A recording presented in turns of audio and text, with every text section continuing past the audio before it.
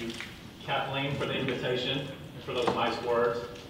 And I know, like 3 years ago, a lot of you were excited to get up this morning because you were thinking to yourself, finally, today I get to hear some wisdom from the great state of Alabama. And I'm here to deliver that wisdom to you. I want to say this, and I know initially this may sound like preaching to the choir, but as my grandfather used to say, even the choir needs to hear the sermon sometimes. And I do think it's a valuable exercise. It's valuable for all of us to get in the habit of, even if it's just once or twice a year, to step back from the incredibly important work each of you is doing individually with your organization, with your company, in a coalition, to step back and take a deep breath and consider the context within which we do this work. And I think there are some important lessons for us all to keep in mind as we move forward with our own work, keeping in mind certain qualities of the nation we are blessed to live in. I would suggest to you the biggest single challenge to the future of our work, to the future of making real the founding American ideal of children, regardless of the wealth of their family, having realistic opportunities to reach their God-given potential, which I think summarizes the work of the majority of the people in here. I think it's important to step back and to think, what happens to that work? Not just in this county, but in every other county in California, and even more significantly, every other county and every other state in the country.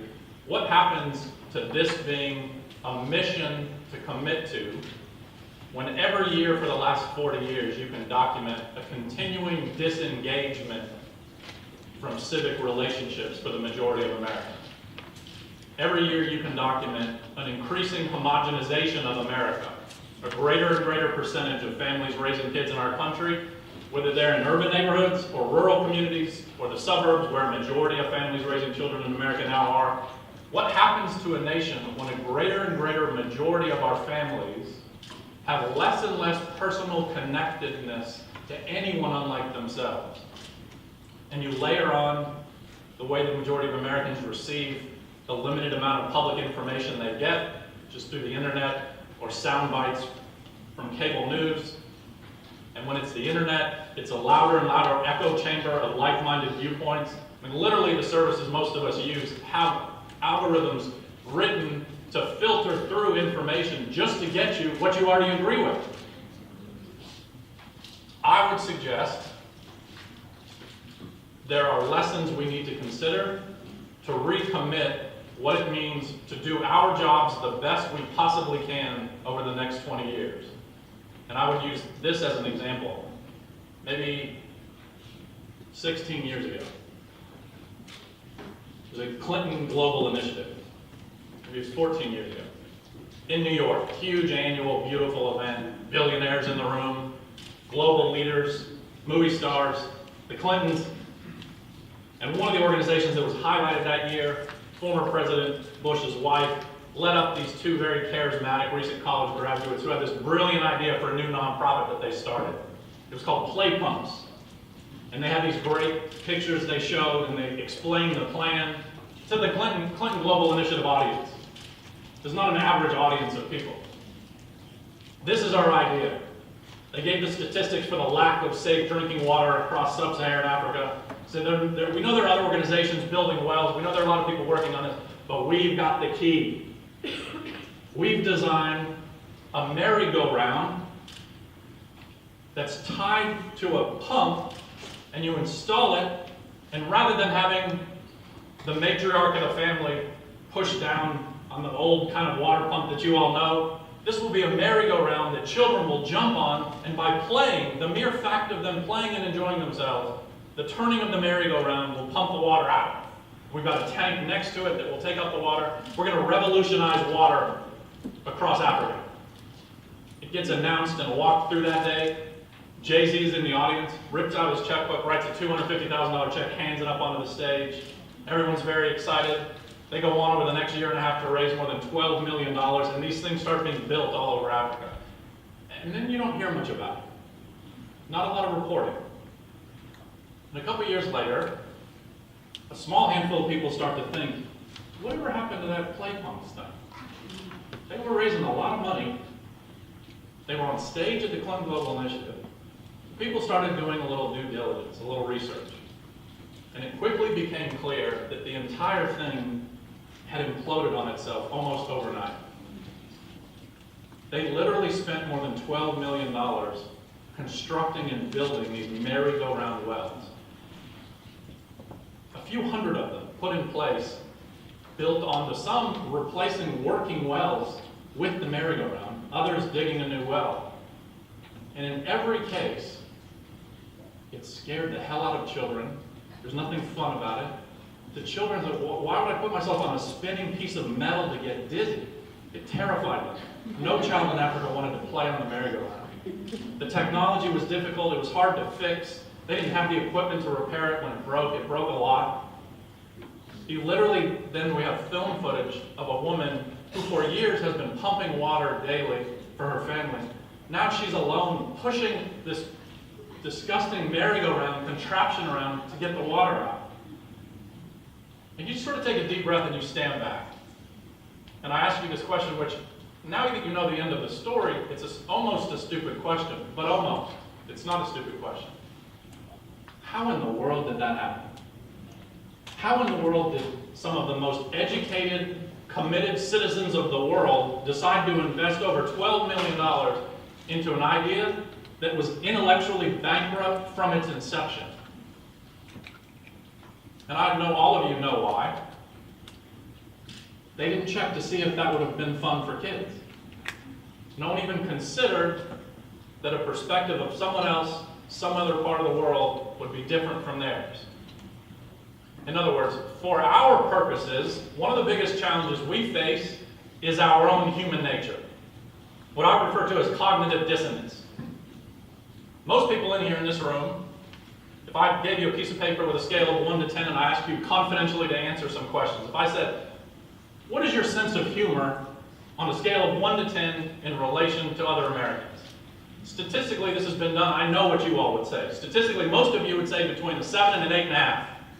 And I can tell you, and the statistic people in the room can back me up, that factually can't be possible.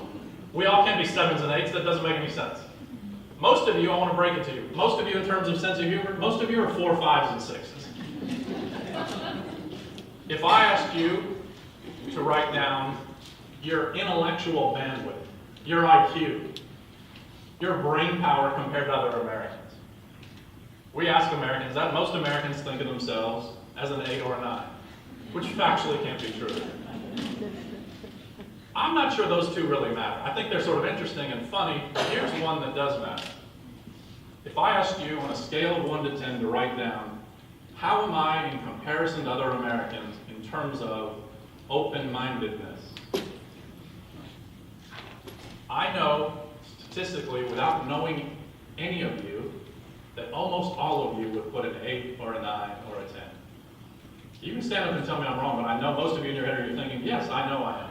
I think I'm extraordinarily open-minded. Well, let me suggest something to you, and you can't take this as an insult because I don't know who you are. All of you are wrong. Factually speaking, I know because you're a human being, the vast majority of you are already terribly closed-minded. And it makes it incredibly hard to be more open-minded because you all already think you're so great at it, why would you need to work on something that you think you're already successful at? The reason I know you're not incredibly open-minded, as I suggested, is because I know one thing about you: you're a human being.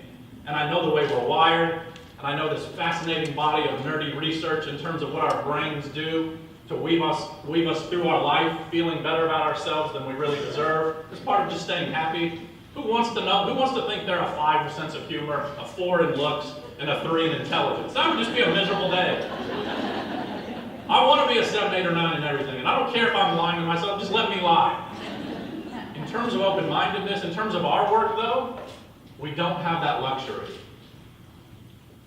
The work is too important, and I'll suggest to you there's never been a moment in the history of this country where the work represented by this room is more fundamentally important to our future. As a result of the fact that a growing majority of Americans have fewer and fewer connections to families unlike themselves, we know something about human nature when that happens. Empathy is being destroyed around the country. We all, and you can feel optimistic about this, we all in us, other than those of us who are on a scale of sociopath, the vast majority of us have empathy in our DNA. Empathy is part of us, but it requires personal connectedness to be lit up. It won't inevitably find itself operating for us without connections to people unlike ourselves. So there's a great speech. Bill Gates spoke to the Governor's Convention about 7 years ago on Education Day. Big ballroom, 2,000 people in the ballroom, all the governors, all their staffs, everyone's having a good time. They just had a celebration. North Carolina won an award for some teacher retention program. Denver won an award for some math science initiative. Bill Gates comes to the microphone, everyone gives him this huge ovation. They sit down, and he basically says, none of you should be applauding for anything. This is Education Day. You're in the wealthiest, most abundant, advanced nation in the history of mankind. You're the leadership class, and we've all come to accept the status quo as if it's okay, as if it's morally acceptable for less than a third of our children to move into and through college. I don't know how else to put it other than that's morally bankrupt, and you all are partly responsible. At a cultural level, cultural literally defined as learned patterns of behavior. We all have a role in molding and defining the culture. What's expected? What are our aspirations? What makes us furious? What's objectionable? It's human nature for us to fall into accepting the status quo. That's part of our workings. We have to constantly fight that. When you realize, as is the case from last May, we don't have the numbers yet from right now, but a year ago, the difference in our world, in our country, in terms of opportunities and outcomes for children from lower income families compared to wealthy families. A year ago, something that you would feel like binds the country together, the experience of high school graduation, looks the same everywhere. Silly robes, tassel, celebration, grandmother's crying in the audience, goes too long, walk across the stage. A year ago May, if you were a child in America growing up in a neighborhood representing the bottom 25% of earners, that's not the poverty line, it's just the bottom quarter. If you're an average kid in the bottom 25% of earners for your family, high school graduation, exciting night, mother's crying in the audience, shake the principal's hand, you've got your diploma, the biggest accomplishment so far of your life. Across town, sometimes 10 minutes away in a suburb, if you happen to have been growing up in a suburb represented by the top 25 earners, that's not the top 1%, that's not the mega rich, just the top quarter. Same experience, shake the principal's hand, looks the same, looks similarly American. Couldn't be anything further from the truth. At that moment, a year ago May, the kid who found himself growing up in the bottom 25% of earners neighborhood steps off the stage, and that second, on average, that high school graduate is reading at a level 4 years behind the child who just graduated in the middle of the suburbs. It's hard to even get your head through what I just said. Literally as if high school didn't even just happen. And that's the norm. And you step back and ask yourself, first and only most important question, we're terrible at educating low-income children. We're terrible based on the resources we have, the innovation, the creativity. We're terrible at ending suffering for children. Is it possible? Can that gap be shrunk? Because it literally is growing. The gap in achievement and aptitude between families for whom college is part of their story and it's normal and average, and the majority of families in America for whom college is not yet part of their story. We're bad as a nation at addressing the needs of children who find themselves through no fault of their own, but growing up in the bottom quarter of families. And the reason it becomes morally repugnant to accept that status quo is there's nothing inevitable about it. Is it harder to educate children in poverty? Of course it's harder. Is it impossible? Absolutely not. And I'm not talking about a pipe dream. I'm not talking about you all. Just hang in there. Don't give up on the poor kids. Maybe we'll see a better future. I'm talking about knowing the facts on the ground in communities around the country to where children are blowing the roof off the building they're in, performing at levels as high as any suburban school would be proud to. I'm talking about initiatives addressing homelessness, most of which fail and waste money all over the country. Yet there are some, like in Utah, one of the reddest states in the country, that does better with homelessness than anywhere else in the country. I'm talking about high-level, teacher-driven pre-K that takes full advantage of the research that suggests how cost-effective it is and how moral it is to care about the education of a child, literally starting soon after birth. And we see examples of that. You can see it done well in Massachusetts. But I think most importantly for our country of divided blue-red states and ideologically stale sound bites, it's also helpful to know the story of Oklahoma, which is one of the reddest states in the country, that has arguably the best, most ingrained, thoughtfully laid out statewide pre-K initiative in the country. Funding their education system as if it's getting funding for second grade. It's in the education budget. Oklahoma screws up a lot of things, but that story grew in itself. A group of business leaders did a lot of research. They were constantly interacting with low-income families, mothers with children. They made the investment, they measured it, it was successful, they grew it, and now it's one of the best states for that. We all have a tendency to make the mistake of locking ourselves into the immediate work we're doing and failing to recognize the cultural import of the results we show. In other words, Kathleen is right. These counties right here are doing some unbelievable things. You all are succeeding at very high levels. And you may not feel like you want someone telling you to take on another obligation in addition to the work you're already doing, but I'm telling you, we all need to think of ourselves more as connectors in terms of policy for the nation, in terms of culturally what we're willing to accept and what we're going to call out as immoral. And part of that is, Kathleen was doing research on vision care several years ago. My name came up. She called me out of the blue in Alabama. So we'd like to fly you out. We'd like to learn what you all are doing. I'm very proud to be operating in the Deep South, where just this year we got to over 80,000 preschool children with a vision care initiative in rural, hard-to-reach counties, and it's become part of the culture. It's become accepted. College students sign up and help out on the screenings. We operate a tax preparation initiative, which are run all over the country, and we've just taken the time to make it into the story it deserves. It's not just for accounting students or an occasional volunteer. It's part of the curriculum at over 25 universities in 3 different states.